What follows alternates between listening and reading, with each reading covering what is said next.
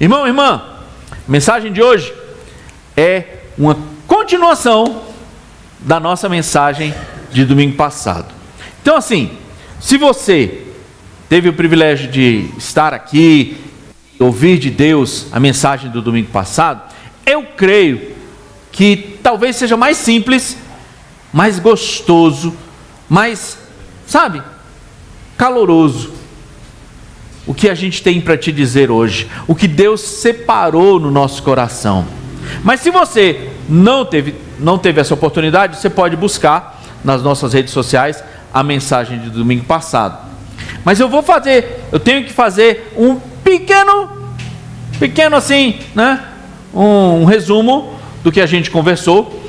O tema da mensagem é sempre arriscado, Quando o pastor diz assim, o tema da mensagem do domingo passado, dá um medo da igreja não conseguir dizer o que era, então eu vou logo dizer, O tema da mensagem do domingo passado era porta-retratos de Deus, E a gente conversou sobre como é interessante que os porta-retratos de Deus não são exatamente aqueles que a gente usa, A gente normalmente só coloca nos nossos porta-retratos os momentos que a gente está sorrindo, com os olhos abertos, Quando a gente está bem, quando a gente está legal, feliz. E muitas vezes os porta-retratos de Deus são imagens, lembranças claras de quando a gente estava em momentos que a gente prefere que nunca mais aconteçam. Mas Deus nos traz essas memórias para que a gente saiba que Ele é Deus e que Ele cuida de nós, que Ele é Deus sobre nossa vida. E muito além disso, Ele nos traz essas memórias e Ele usa esses porta-retratos não apenas para nós, mas para que a minha vida e a sua, a de cada um de nós, seja um porta-retrato, para que alguém olhe e diga assim, se Ele conseguiu fazer com ele, consegue fazer comigo. Se Ele fez na vida dela, então tem jeito para mim. Essa é a ideia, é que eu e você sejamos uma carta viva. Você já deve ter ouvido essa expressão. Sejamos um porta-retrato que Deus guarda na estante deles assim, aqui o mundo achava que não tinha jeito, olha o que o meu amor fez na vida dele.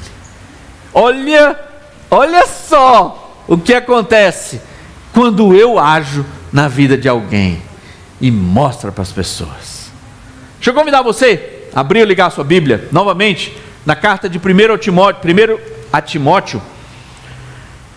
Dessa vez a gente vai caminhar um pouquinho, são poucos versículos que a gente vai continuar.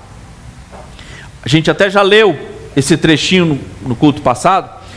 1 Timóteo 1, 18 e 19. Na verdade a gente vai ler 18, 19 e 20. Enquanto você localiza, não sei se você já chegou com o culto começado, você já reparou que nós temos algumas decorações diferentes hoje aqui? Nós temos pessoas da Marinha na nossa igreja, que devem estar assim, com um sorriso bem aqui, Estou vendo um ali do meu lado ali que chega a estar assim, O orgulho chega a estar brilhando nos olhos, Quando fala de marinheiro, Esse povo eles gostam disso, interessante, Anteontem, eu estava numa reunião e é interessante, tinha um pastor que é fuzileiro, aposentado, e a pessoa falando, marinheiro, ele, fuzileiro, fuzileiro, e ele gostava de ressaltar, eles gostam, Então, pois é, então assim, o tema da mensagem de hoje, eu acho que você recebeu nas nossas redes sociais, no seu WhatsApp, é Diário de Bordo da Fé. O tema da mensagem do domingo passado era porta-retratos de Deus. Hoje é diário de bordo da fé. E diário de bordo é uma coisa muito ligada aos marinheiros, né? Ao mar. Também pode ser feito por qualquer pessoa, por um viajante. Mas curiosamente, eles se popularizaram com os marinheiros. Os diários, daí o nome diário de bordo, né? Diário de bordo. E o meu desafio foi assim, quando eu mandei as fotos nas mídias sociais, o desafio era: o que será que Deus quer que você registre? Por que é que Deus quer que você registre? Será que Ele quer que você registre o seu caminhar, o seu navegar? Amém. Leia comigo em 1 Timóteo 1, 18 a 20. Este é o dever de que te encarrego, ó filho Timóteo, segundo as profecias de que antecipadamente foste objeto. Esse é o dever. É isso que eu tenho para colocar sobre você. Eu preciso que você faça isso. É isso que você deve fazer. Aí ele vai explicar. Combate o bom combate. Combate o bom combate, firmado nas profecias de que foste objeto. Como é que eu faço isso? Como é que você deve fazer isso? E Paulo explica: mantendo fé e boa consciência. Porquanto alguns, tendo rejeitado a boa consciência, vieram a naufragar na fé. Interessante que, se a gente não tomar cuidado, a gente passa lotado por esse versículo, né? Paulo está dizendo o seguinte para Timóteo: combate o bom combate. E ele descreveu o que era. Paulo está pedindo para ele ser pastor em Éfeso. E pense numa igrejinha complicada. Paulo pregou lá, né, durante 3 anos mais ou menos. E Paulo mandou Timóteo ser pastor lá. Um jovem. Os historiadores estimam que talvez menos de 30 anos, no máximo 30 anos. E naquela época, para um homem ser considerado pleno, um homem sábio, ele tinha que ter no mínimo 40 e poucos anos. Timóteo era um jovem. E Paulo colocou Timóteo para cuidar daquela igreja. A igreja cheia de coisinhas para resolver. Uma igreja num local que era o centro de adoração, a Diana. Olha só, eu conheci um casal muito querido, que moldou minha vida, e eu diria que responsável por boa parte do meu ministério. Um casal de pastores, um pastor e sua esposa, bastante tempo atrás, ainda lá em Fortaleza. E eles vieram para o interior do Ceará, no final da década de 50. Pastor Wendell e a irmã Florence. Observar a vida daqueles homens moldou minha vida, e conhecer a história deles moldou minha vida. E eles foram, você sair dos Estados Unidos no final da década de 50 e vir para o interior do Ceará para pregar o evangelho. Interessante, viu? Recém-casados, jovens, casaram e vieram. Aliás, eles se conheceram no seminário e disseram: você quer ser missionário? Quero. Você também quer ser? Então vamos casar, que a gente consegue servir melhor. E que casamento lindo, que casamento abençoado. E moldaram a minha vida. E foram para o interior do Ceará, numa cidade onde as pessoas da igreja tinham que levar água para eles, porque a igreja daquele local proibia as pessoas de fornecer água para eles.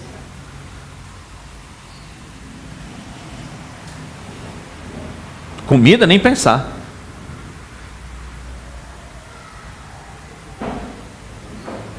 Moldaram a minha vida. e você via, eu já os conheci muito depois disso, já na década de 80. E olha só, você pensa que acontece só lá fora, né? Pois eles não tinham acesso à água e foram levar o evangelho ao interior do Ceará. Combate o bom combate, Timóteo. Vai, seja forte. E registra. Eu só sei disso porque esse casal registrou.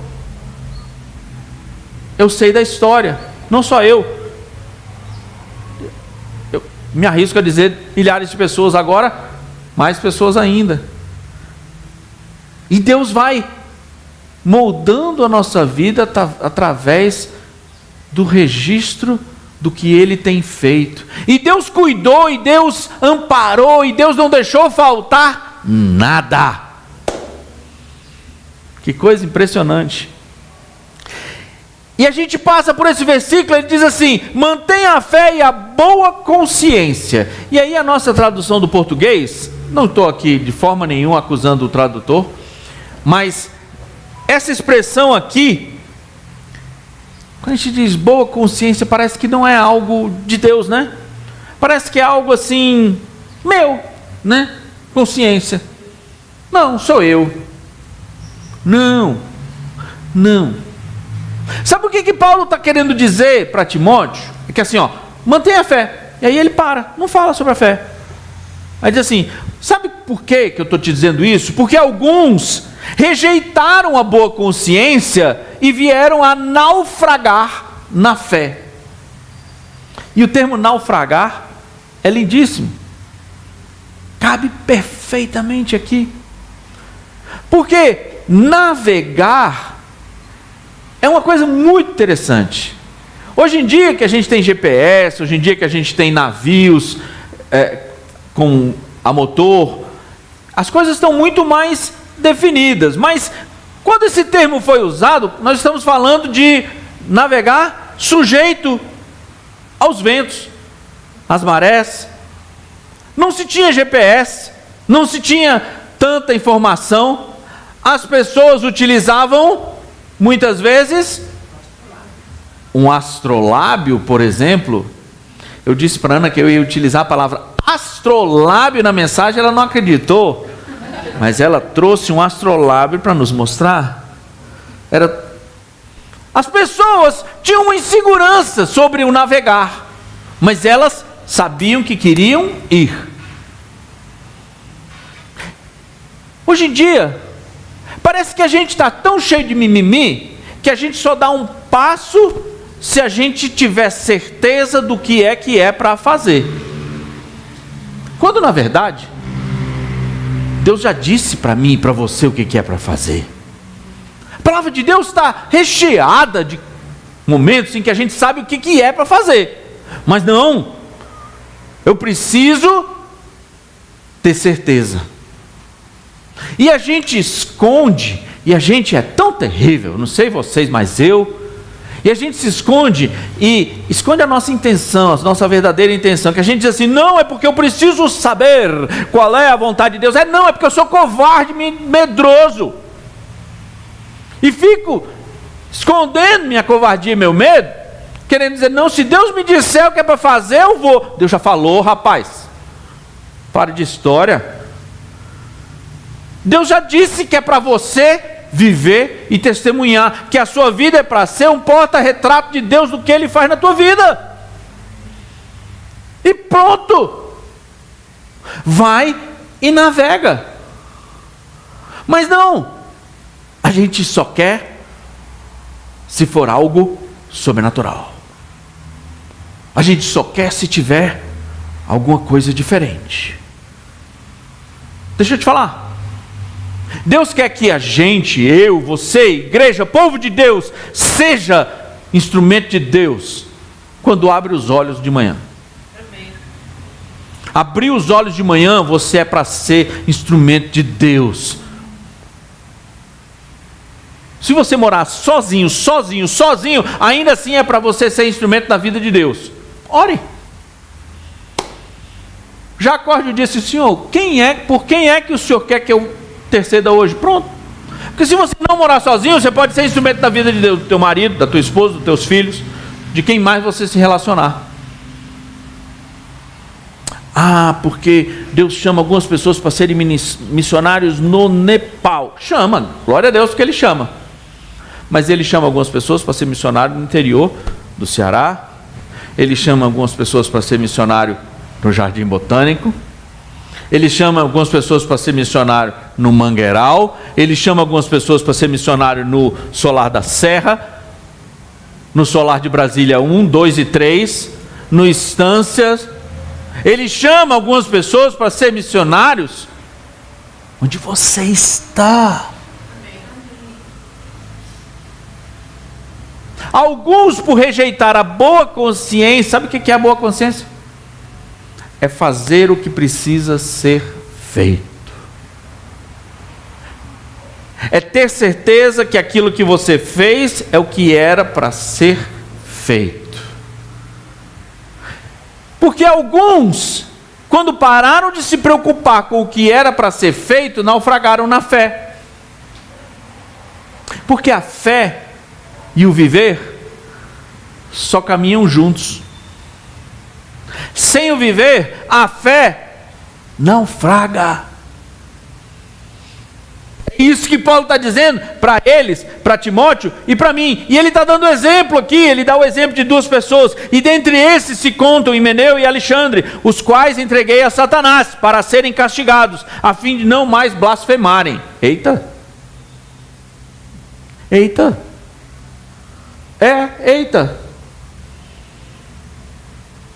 Porque, imagina, gente, isso aqui eram pessoas que eram contemporâneos de Jesus. Muito possivelmente na igreja de Éfeso havia pessoas testemunhas da ressurreição de Jesus. Talvez na igreja de Éfeso houvesse alguém que viu Jesus na cruz. Talvez na igreja de Éfeso houvesse alguém que viu Jesus ressurreto. É possível. Contemporâneos.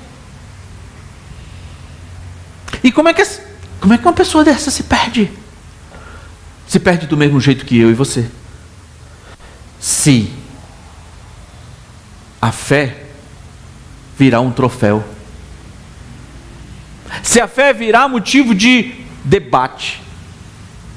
E não for o viver do dia a dia. Sabe por que as nossas igrejas não estão abarrotadas de gente?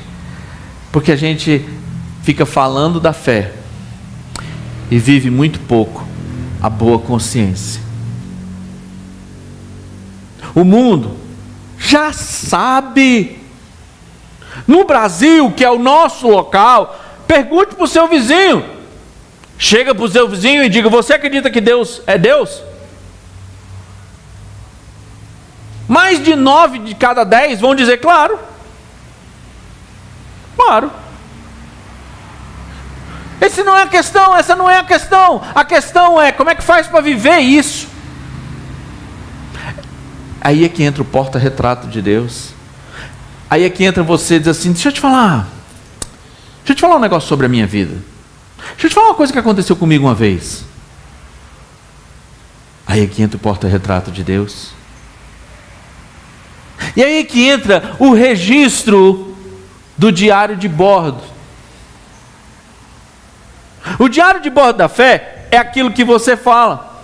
Antigamente, muito antigamente, lá atrás, os navegadores registravam, em primeiro lugar, para eles mesmos. Se eles tivessem que fazer de novo essa rota, ele tinha que saber. Gente, você sabe lá o que é chegar com um navio num local onde você não sabe onde é que são as pedras? Você registra. Eu cheguei no porto tal e eu olhei, tinha uma pedra bem grande no formato assim e uma outra do outro lado, e eu passei bem no meio. Naquele meio o navio passou tranquilo. Registra. Não, pastor, mas eu não sou navegador. Mas você pode registrar. Certa vez no meu casamento, foi assim. E foi assim que Deus salvou o meu casamento. Você pode precisar disso no futuro. E muitas pessoas podem precisar. Foi assim que eu comecei. Hoje eu decidi que vou começar. Uma jovem pode abrir hoje uma página do seu diário de bordo e dizer assim: hoje, depois que Deus falou comigo na mensagem lá na igreja do Jardim Botânico, eu decidi que vou orar pelo meu futuro esposo. E tem mais, ele vai ser um homem de Deus, e eu vou orar assim e assim. Diquinha aí, viu, para algumas irmãs. E começa e registra. Quando Deus te enviar, mostra para outras pessoas que vão estar nessa fase da vida escolhendo. Tem também o diário de bordo de quando a gente estraga, de quando o navio quase vai a pique. Certa vez eu escolhi um namorado que não valia um cibazol. Eu procurei longe da casa de Deus, me dei muito mal.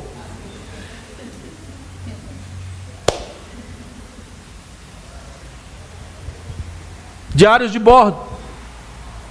Deus nos chama para viver. Deus nos chama para deixar bem claro o que é a minha vida e a vida de quem não conhece a Deus. Deus nos chama para ser óbvio que você conhece a Deus. Os navios têm uma característica muito clara: eles têm uma bandeira, até hoje. Não sei se você já, de vez em quando você ouve notícia, diz assim: o navio navega sob a bandeira do... e diz o local. Por quê? Porque isso faz sentido. É assim que ele se comporta. Você, a sua vida, você navega sob a bandeira de quem? As pessoas sabem disso. Quando você chega no mercado, as pessoas sabem disso. Quando você chega no posto de gasolina e você diz para o frentista: onde é a bomba de etanol? E ele diz: não é aqui, é naquela lá. Diz, ok. Aí você põe o seu carro na bomba de etanol. Aí você diz: completa para mim, por favor, etanol. Estou fazendo um estudo aqui no meu carro. Completa de etanol. Aí 5 minutos depois ele bate na sua janela: eu coloquei gasolina.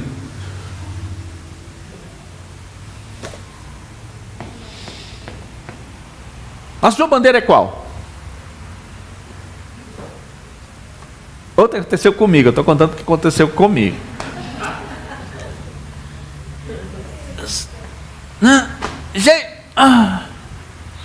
Esperei ficar lá naquele... Tá tudo bem. Completa com o etanol o resto, tá bom. Vamos embora. Esse tanque não vai adiantar nada, não faço a menor ideia como é que vai ser. Vamos para o próximo. Tá, paciência. Ok, vamos embora. Qual é a sua bandeira? A boa consciência. Você fez o que devia fazer? Aí a gente, pelo amor de Deus, a nossa igreja, a gente está vivendo de um jeito que aqui na igreja todo mundo é santinho. Mas eu só posso contar os meus exemplos, os meus testemunhos, né? Mas eu, no trabalho, no trânsito, no meu casamento, no meu trato com o Felipe, no meu trato com a Júlia, com a minha filha, com o meu genro, com a minha mãe, como eu compro a comida lá de casa, como eu uso o meu dinheiro, como eu pago os meus impostos, como eu entrego o meu dízimo, como eu amo meus irmãos, como eu perdoo quem pisa no meu pé, como eu trato quem não concorda comigo na igreja. A minha bandeira está bem clara. As pessoas sabem. Você consegue olhar na minha vida e saber assim: queria dar uma olhada nas páginas do pastor. Você tem vontade de olhar o meu diário de bordo? Se você não tiver vontade de olhar o meu diário de bordo, meu irmão, minha vida não vale nada.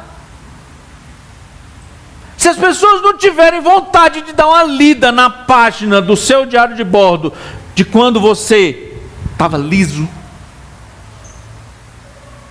então você pode naufragar na fé.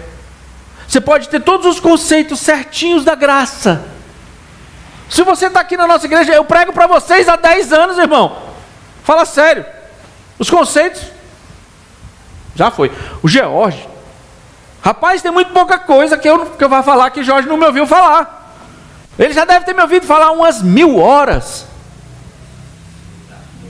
E está ali, prestando atenção, não está olhando no celular. Então assim, meu irmão, a fé, sem ela, nada vale. Nada vale. Mas Deus nos chama para viver. Se fosse para ser sua fé, Deus já tinha te levado. Mas Ele ainda quer que você esteja navegando. Não se preocupe. Quando for para você parar de navegar, Ele vai te levar.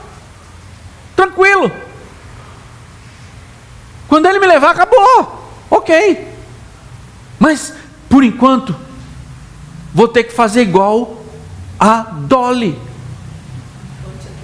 Continue a nadar, continue a nadar, continue a navegar, continue a navegar. E anote, e deixa anotado, e deixa as pessoas lerem, e publique. Mas não, a gente publica o quê? A gente só publica os nossos porta-retratos. Que tal se a gente começar a publicar uns porta-retratos de Deus na nossa vida? Deus nos chama a mostrar para as pessoas que tem jeito para elas, porque teve jeito para nós. Tem jeito para o seu irmão, porque Deus está fazendo na sua vida. Tem jeito para o seu pai, porque Deus está fazendo na sua vida. Tem jeito para a sua tia, para o seu sobrinho, para o seu primo, porque Ele está fazendo na sua vida. Mas, peraí, Ele está fazendo na sua vida? Em nome de Jesus eu te falo algo. A gente se preocupa muito com o mundo, mas muitas vezes é a igreja de Deus que está impedindo as pessoas de chegarem até Deus. Aí eu pego, não, mas eu toda vida eu caio na mesma coisa. Não, mas aí eu vou pedir perdão e Deus vai me perdoar. Vai te perdoar. Só que o teu parente que vive com você na sua casa, ele está olhando para você e diz assim: que Deus é esse que não muda essa pessoa? Está do mesmo jeito. Faz 10 anos que ele está lá ouvindo o pastor André falar, mas está do mesmo jeito. Sem referência ao Jorge, por favor, hein, que eu mencionei. Nenhuma referência ao Jorge aqui, por favor. Tá? Então assim, é sério. Eu preciso ter o temor do Senhor sobre o meu testemunho. Você precisa, e a gente precisa começar a ter coragem de ter o temor do Senhor sobre o meu testemunho. Ah, mas eu não me sinto digno de falar de Deus. Sim, muito bem, eu também não sou, ninguém é, nenhuma novidade. Mas não é isso que pode nos impedir de falar. Então fale. Fale, porque é navegando que você aprende a navegar. Note que é o capitão que decide por onde vai. Enquanto você é só a pessoa que limpa o convés, você está tomando poucas decisões. Nenhum demérito a quem limpa o convés. Mas você tem que ter coragem de levantar os olhos e dizer: onde é que a gente está indo? Deixa eu ver. E você tem que estar pronto para navegar. Você tem que estar pronto para ser quem Deus é na sua vida. Deus é Deus na sua vida. Na quinta-feira, na nossa reunião de oração, a gente tem ouvido alguns testemunhos que enchem o coração. Enche o coração. Nas nossas células, a gente tem ouvido uns testemunhos que impressionante. Às vezes aqui só ouvindo o pastor é difícil, né? Talvez Deus esteja tocando no seu coração agora sobre algo que Ele está falando aí com você. Mas no sermão a gente não fica falando, né? Mas na célula, quando alguém está falando, você pega e diz: ah, e tem um negócio que eu queria contar. E você conta. Que coisa linda como no discipulado você tem oportunidade de falar. Alguém está falando, aquele negócio aquece seu coração, você diz: ah, eu queria falar um negócio. Deus fez exatamente assim comigo. E você começa a contar. E você começa a contar. E você começa a contar. E a gente precisa entender. O discipulado é um instrumento muito lindo de Deus, para que eu seja um porta-retrato de Deus. O discipulado é um instrumento muito lindo de Deus, para que eu ande com o meu diário de bordo, e na hora que alguém estiver comentando alguma coisa, você puder: ah, aqui ó, essa página do meu diário de bordo, olha o que aconteceu comigo. Mas não, a gente se esconde, né? Ó, tão lindo, o pastor falou, eu me emocionei, chorei, Deus falou comigo. Ok, Deus falou com você. Meu irmão, Deus já falou com tanta gente na Bíblia, deixa eu te contar. A Bíblia tem tem alguns trechos que arrepiam a espinha da gente, né? Tem aquele em que diz assim: ele, sendo filho, aprendeu obediência pelas coisas que sofreu. Ai, esse, até de falar, misericórdia, Senhor, é a frase que eu falo depois que eu leio ou falo esse versículo: misericórdia, tenha misericórdia de mim, Senhor Deus. Porque se ele, sendo filho, aprendeu obediência pelas coisas que sofreu. Tem outro que diz assim: até os demônios creem e tremem. A questão não é só crer, é obedecer, é viver.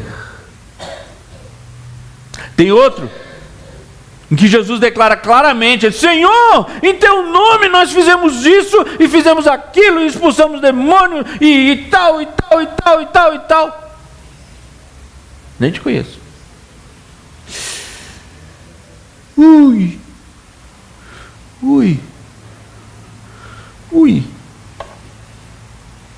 Se não arrepiar a sua espinha, meu irmão, minha irmã, cuidado, porque pode ser um sinal que você está no grupo. Não é à toa que a palavra de Deus diz: o temor do Senhor é o princípio da sabedoria. E aí as pessoas querem colocar, sabe, querem romantizar. Não, não é o temor, é o respeito. É o temor.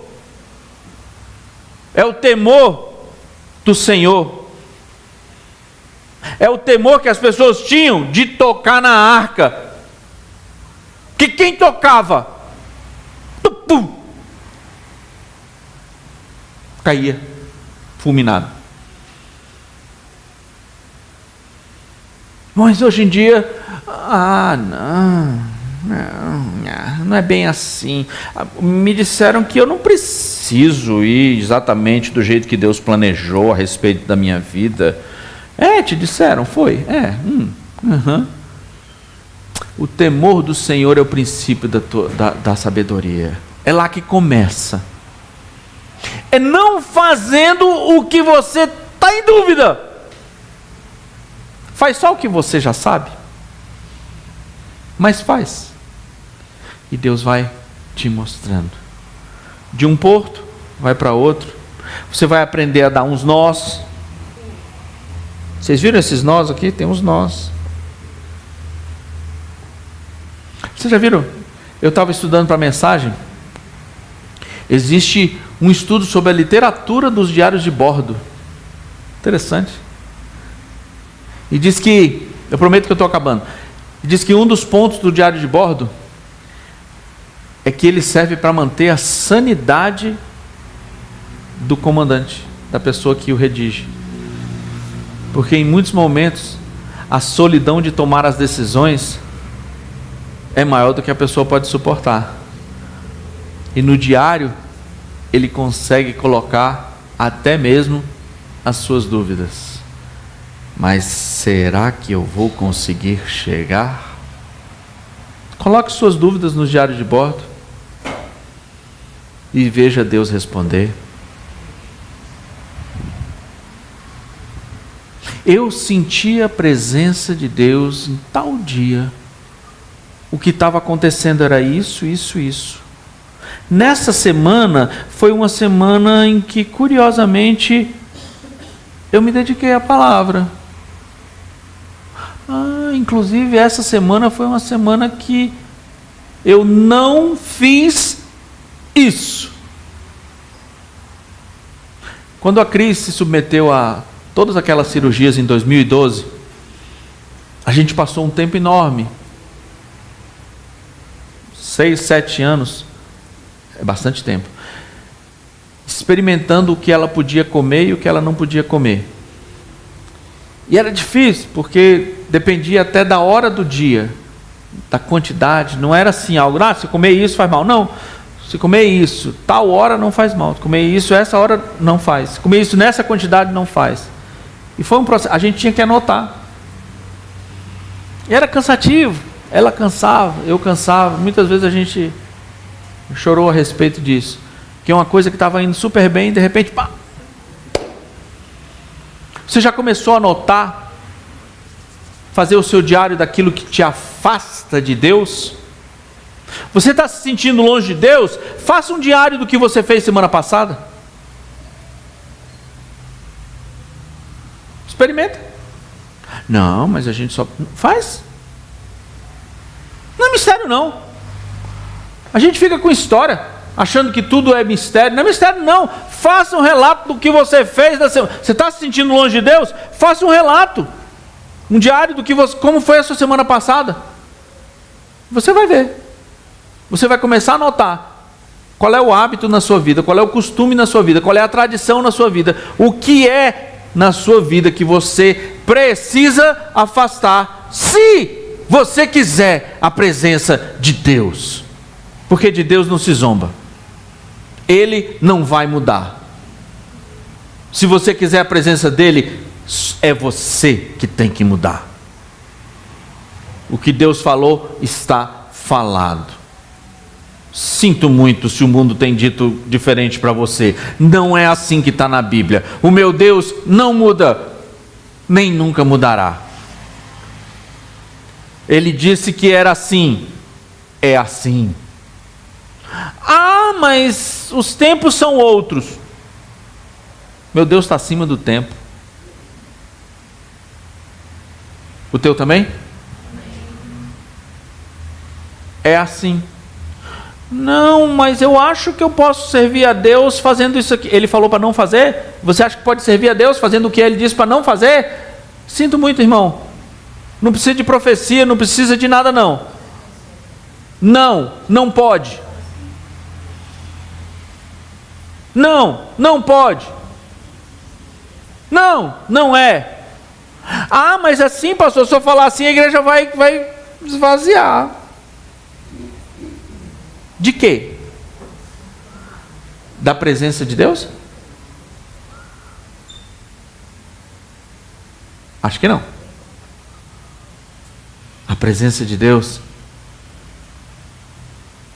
está no obedecer. A obediência precede a bênção. A bênção do Senhor alcança aqueles que o temem. Você não precisa se preocupar não. A bênção do Senhor alcança. Corra, a bênção do Senhor te alcança. Basta obedecer. Deus falou com você? Amém. O que é que você tem que anotar no seu diário de bordo? Por quê? Para quê?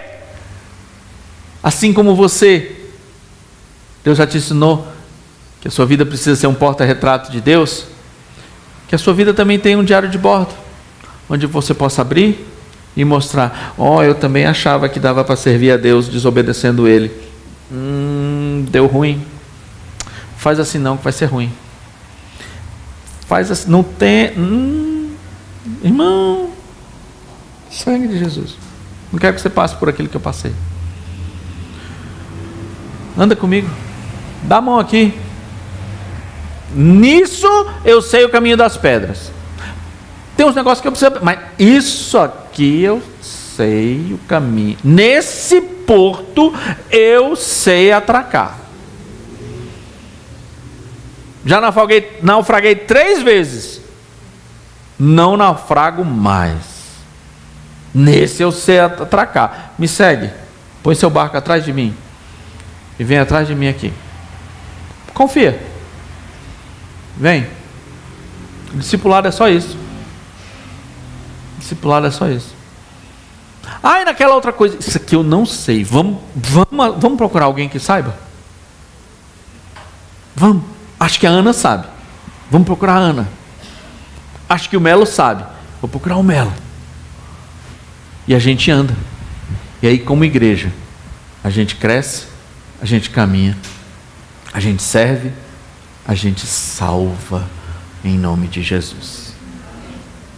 Amém? Amém. Quem tem ouvidos para ouvir, ouça o que Deus nos fala hoje. Em nome de Jesus. Amém.